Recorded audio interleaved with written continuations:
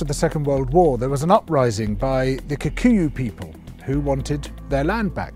The Kikuyu were herded into concentration camps and fortified villages, almost the entire population of over 1 million people. People were systematically tortured to death. They invented a new kind of pliers whose purpose was first to crush men's testicles and then to cut them off. They raped women with bayonets. They raped men. Similarly, a favoured technique was to ram sand up the rectum with a stick. Sometimes they were rolled up in barbed wire and kicked around the compound until they bled to death. Some of the British soldiers boasted about this. This is within living memory. The Colonial Secretary lied about it. The papers documenting it were burnt.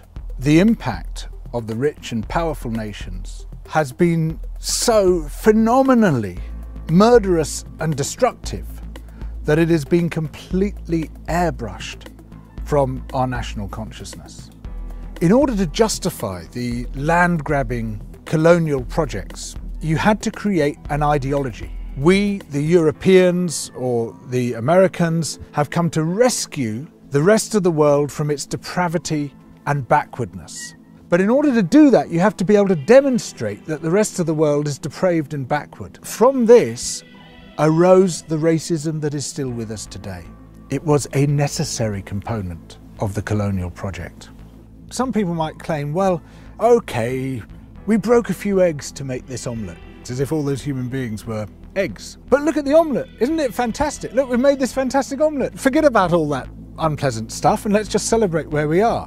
Where we are is a continuation of the project. We commodified people's land and people's labour and turned it into our property. We're also destroying the rest of the living world alongside it. We don't have to be like this. We are the same human beings as anybody else. We're all part of the same big human family. We just have to recognise that, accept that. And of course, within Western countries, there are plenty of brilliant people resisting colonisation, both internal colonisation within our own countries and external colonisation of other people's countries. These are the voices which must come to the fore, those who emphasise altruism and kindness and generosity and empathy for others, those who recognise that skin colour and any other difference of language, of religion, of background is completely irrelevant by comparison to what we share, which is our humanity.